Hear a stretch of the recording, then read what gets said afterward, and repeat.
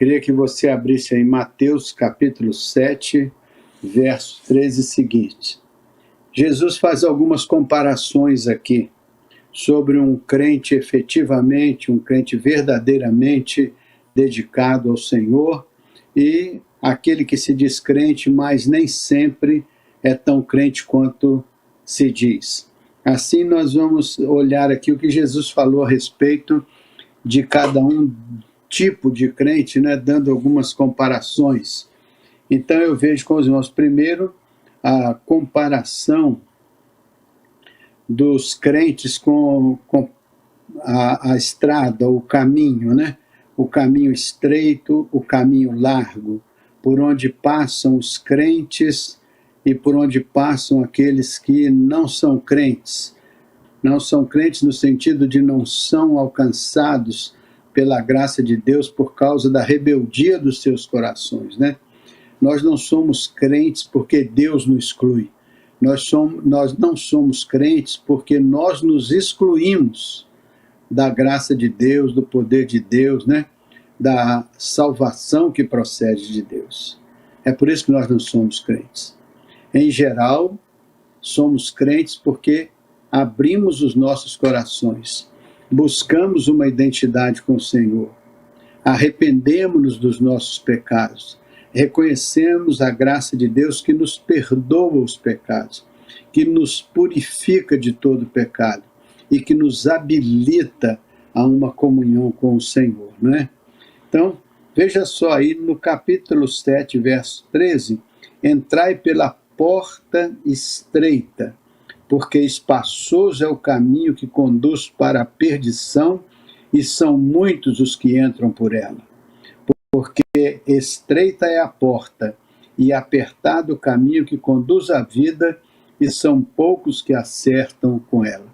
Então ele está falando que existe um caminho apertado, que existe uma porta estreita. Está falando que são poucos os que acertam esse caminho apertado e a porta estreita. Agora, comparação, existe um caminho largo, uma porta larga. Ele identifica esse caminho largo como o caminho da perdição.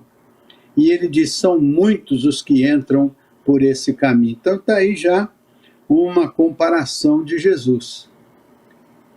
Um caminho estreito, uma porta estreita que conduz à vida. Ele compara com um caminho largo, uma porta espaçosa que conduz à perdição. Para o caminho estreito são poucos os que entram. Para o caminho largo são muitos os que entram.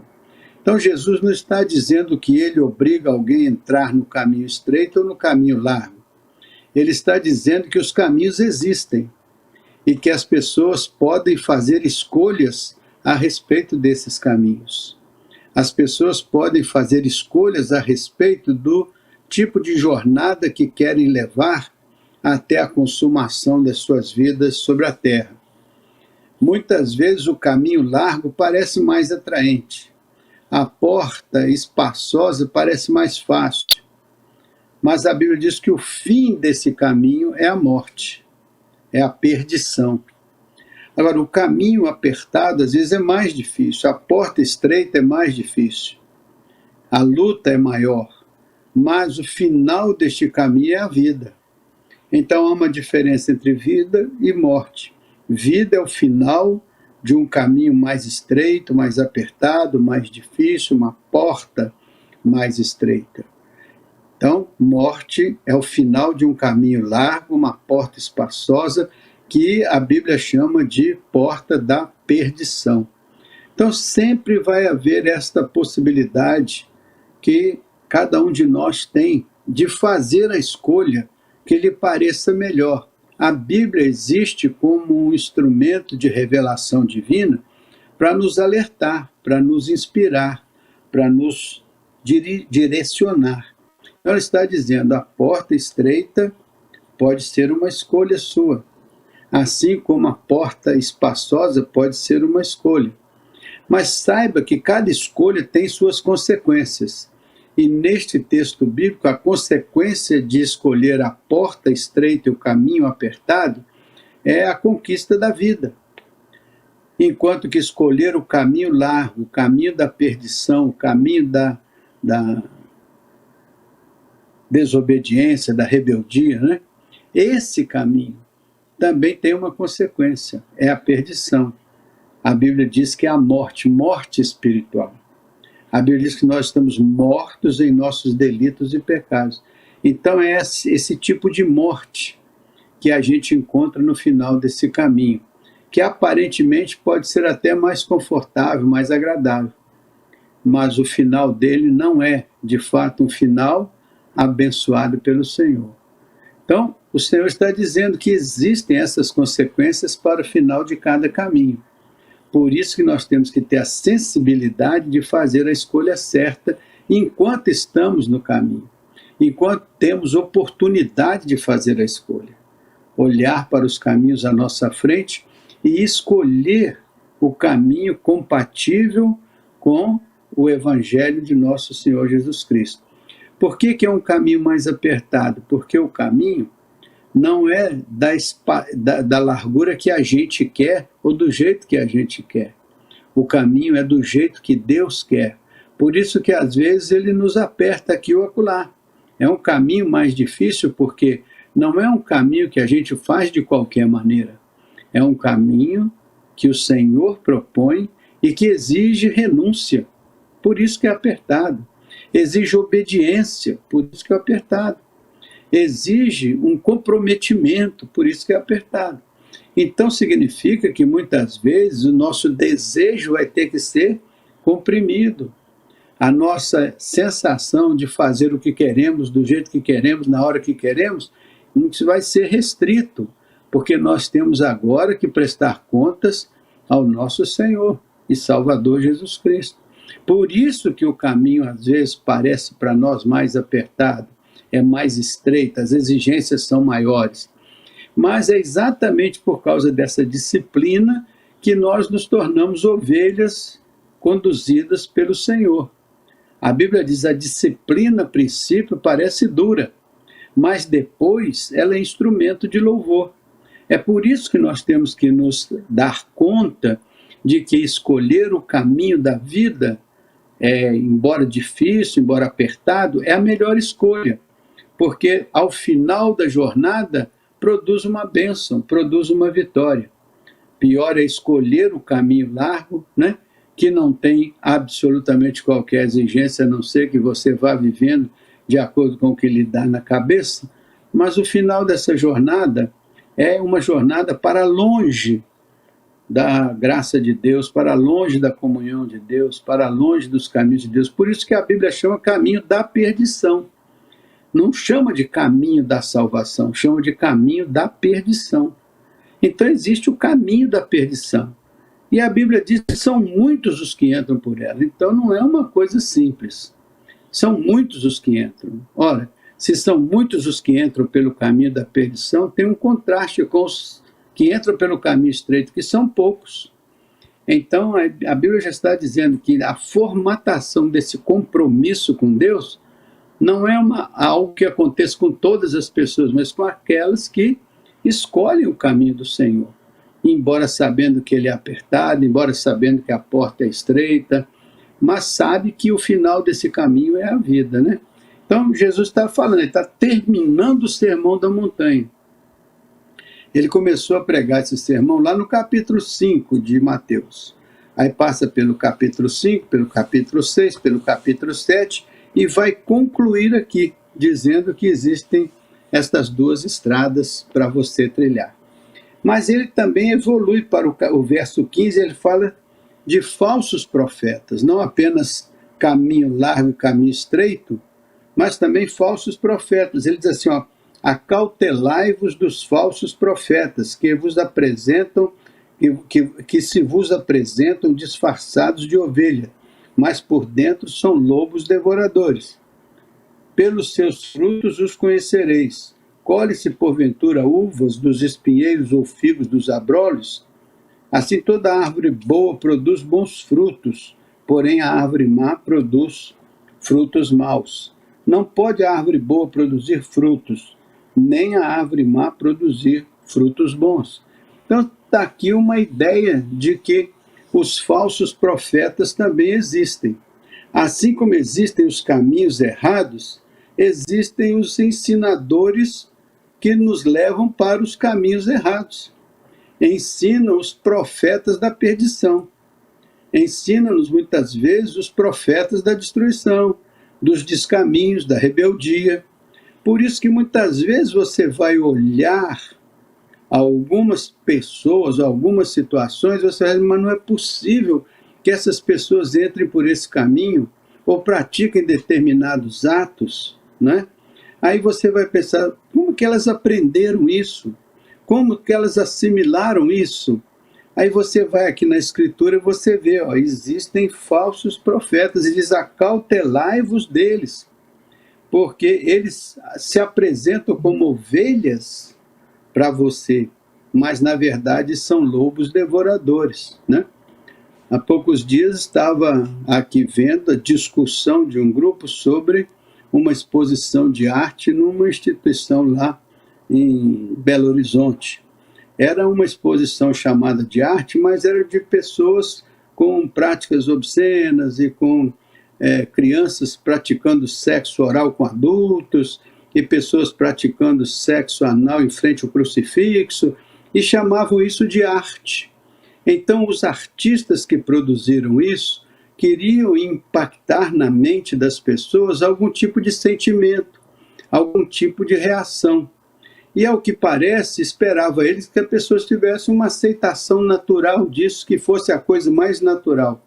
Mas não parece que foi assim, porque algumas pessoas presentes acharam que aquilo não era uma arte, era alguma coisa como pornografia, alguma coisa como uma apresentação desvirtuada dos bons costumes, né? Então, existem os profetas que conduzem as pessoas pelos caminhos errados. Assim como existem os bons profetas de Deus que procuram conduzir as pessoas para os caminhos de Deus, embora apertados e mais difíceis, mas são os caminhos da vida. Por isso que Deus chama pessoas, capacita essas pessoas para que elas possam ser verdadeiros ajudadores dos crentes, dos cristãos de modo geral, né? Aqui nós temos padres, pastores, rabinos, pessoas que se dedicam a, de alguma maneira, ensinar as pessoas os caminhos do Senhor, os caminhos que estão escritos na palavra de Deus como caminhos de Deus, né? Então, Jesus diz assim, acautelai-vos dos falsos profetas. Então, existem falsos profetas. Existem profetas que não são aqueles que, segundo Deus, estão ensinando as palavras de Deus. Embora possam ter até a aparência de bons profetas, mas o Senhor está dizendo, ó, eles são como lobos disfarçados de ovelhas. Então tem que ter muita sensibilidade, muito cuidado, para não deixar que um falso profeta te conduza para o caminho da perdição e você até entenda que está fazendo uma coisa boa, mas está sendo orientado por uma pessoa cujo coração não é temente a Deus, nem é voltado para a palavra de Deus. Então Jesus está terminando o discurso dele, terminando o sermão dele, dizendo, olha, cuidado com os falsos profetas que podem desvirtuar a escolha do caminho na sua vida e levar você ao caminho da perdição. Ele também fala de duas árvores, outro contraste aqui, a árvore que produz bom fruto e a árvore que produz o fruto mau.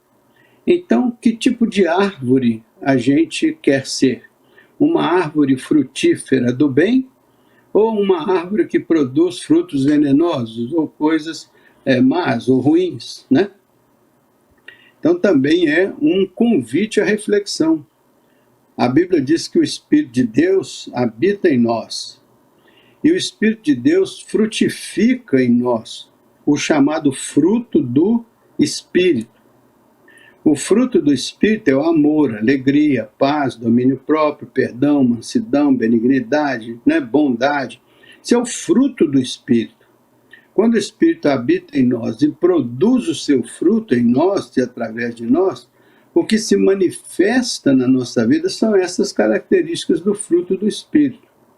Mas quando a árvore não é inspirada pelo Espírito Santo, mas dentro da árvore estão as raízes de amargura, estão o coração contaminado, a predominância da carnalidade humana, essas coisas vão se manifestando contrariamente ao fruto do Espírito. Por isso que Paulo, escrevendo a carta aos Gálatas, aos crentes da Galácia, ele explica que o fruto do Espírito tem essas características que eu acabei de citar. E ele diz que as obras da carne, o resultado da carnalidade humana, aí são as variadas situações, como, por exemplo, as gritarias, contendas, luxúrias, avareza, ódios, raivas, rancores, e vai por aí afora. Uma série de obras que são atribuídas à nossa carnalidade, ao contrário daquele fruto do Espírito que é produzido em nós quando o Espírito Santo domina a nossa vida. Então nós temos que ser, como diz lá no Salmo, né, como árvores plantadas junto aos ribeiros das águas, cujas folhas não murcham e na estação própria frutificam, né? Mas assim, não são assim os homens da impiedade, pois eles são como a palha que o vento assopra e espalha, são desarraigados. Então, enquanto a árvore que tem raízes junto aos ribeiros, essas raízes sustentam essa árvore, né? Por isso que ele também faz uma outra comparação, ele faz a comparação daqueles construtores que constroem sobre a rocha e aqueles que constroem sobre a areia. Então Jesus termina os seus dizendo assim: todo aquele que ouve as minhas palavras e pratica é prudente. Então todas essas palavras são ditas para que nós possamos ter consciência, compreensão delas, e possamos fazer nossas escolhas e possamos praticar aquilo que escolhemos. Podemos praticar entrar pelo caminho estreito, praticar entrar pela porta estreita, porque conduz à vida. Praticar ouvir os profetas procedentes de Deus, cuidar que a palavra profética esteja de acordo com a palavra de Deus, cuidar que o Espírito Santo esteja presente na ministração dos ensinos bíblicos, né? Evitar os falsos profetas, né? Cuidar que a nossa árvore seja árvore plantada junto aos ribeiros das águas, com raízes firmes, com nutrição adequada, com dependência de Deus, com o coração frutificando o fruto do Espírito, né? Ao invés de sermos árvores sem raiz, como o vento que espalha e que se perdem no sopro da vida, né? Então, finalmente, ele diz: todo aquele que ouve essas minhas palavras, que ouve essas minhas considerações e pratica o que está ouvindo, é prudente e constrói sobre a rocha. Mas o que ouve e não pratica é imprudente e constrói sobre a areia. Depois ele diz assim: todas estas duas construções sofrerão uma prova de resistência. Ou seja, aquele que construiu sobre a rocha vai sofrer uma provação. Aquele que construiu sobre a areia, de igual modo, vai sofrer uma provação. Disse Jesus: os ventos vão soprar, as tempestades vão bater, as enchentes vão acontecer. Ou seja, os problemas vão acontecer nas duas vidas. Mas ele diz: tem uma diferença na maneira como cada um sai da tribulação e dos problemas que enfrenta. O que construiu sobre a rocha vai sofrer todo tipo de embate, mas vai permanecer firme e vai terminar a tempestade, ele vai estar lá de pé e vai continuar a sua vida, o seu caminho estreito, a sua porta apertada, mas vai caminhando na direção da vida e está na bênção de Deus. Mas aquele que constrói sobre a areia, que é aquele que não tem o cuidado de ouvir e praticar a palavra, por isso que constrói de qualquer maneira, em qualquer terreno, e a Bíblia diz que ele está construindo sobre a areia movediça. Quando vierem estas tempestades, ele não tem raiz, ele não tem sustentação, ele não tem base. O primeiro problema derruba, a primeira dificuldade destrói, e a pessoa perde a sua estabilidade porque não tem alicerce, não tem fundamento. Por isso que Paulo diz que nós temos que estar alicerçados e enraizados no amor de Deus, na graça de Deus, no poder de Deus. É isso que dá sustentabilidade à nossa vida. Então, Jesus disse, ó, aquele que ouve e pratica é prudente, está construindo em cima da rocha. Mas o que ouve e não pratica é imprudente, está construindo na areia. Então, todas as duas construções vão sofrer uma prova de resistência, são os embates da vida. Mas quem constrói na rocha tem mais condições de enfrentar as tempestades da vida. Quem constrói na areia movediça afunda. Então Jesus diz, quem ouve a minha palavra e constrói na rocha é prudente. Mas quem ouve a minha palavra e não considera e deixa para lá, ou prefere dar ouvidos ao falso profeta, prefere ser aquela árvore que frutifica o fruto mau, então esse vai sofrer a prova de resistência e na hora ele não vai ter fundamentos para suportar. Por quê? Porque são árvores de perdição, são caminhos de perdição, são escolhas de perdição. E produz a morte. Morte aqui é muito mais do que a cessação dos sentidos.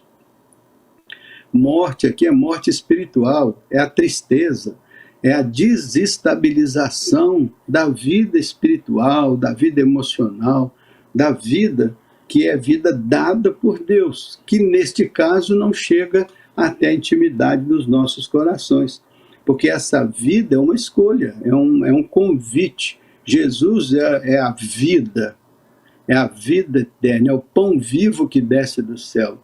Se ele está à porta e bate, mas eu não o recebo, ele se torna uma pessoa presente, porém, do lado de fora da minha existência. Então ele está presente no mundo, mas necessariamente não está presente na minha vida. Por quê? Ele diz que bate a porta e deseja entrar. Mas se eu não abro a porta, se eu não lhe acolho, se eu não lhe convido, se eu não o quero na intimidade da minha vida, como é que ele produzirá esse entendimento, essa convicção, essa segurança, essa proteção?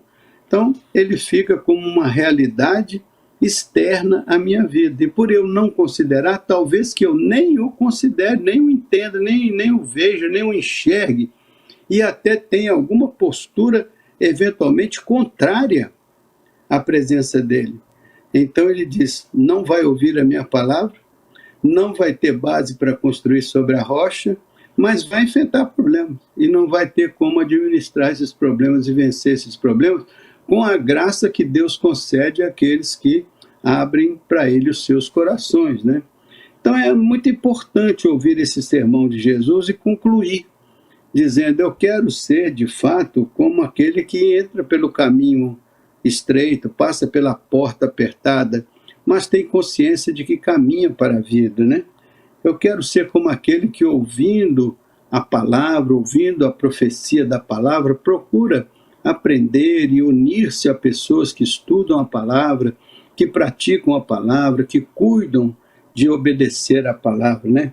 Quer ser como aquela árvore plantada junto aos riachos, árvore frondosa, árvore boa, árvore da vida, né? E quer ser como aqueles que constroem sobre a rocha, né? Ouvindo a palavra do Senhor, estudando a palavra do Senhor, praticando a palavra do Senhor e construindo sobre a rocha. Esse é o tipo de crente que nós devemos buscar ser, não apenas um crente de palavra assim, apenas da boca para fora, mas um crente com convicções profundas no coração, né? Convicções de que o Senhor tem uma revelação para nós, o Senhor tem uma palavra de ensino para nós, o Senhor tem instruções para nós, e que ouvindo essas palavras, essas instruções e praticando, a gente vai estar construindo sobre a rocha. Amém, meus irmãos?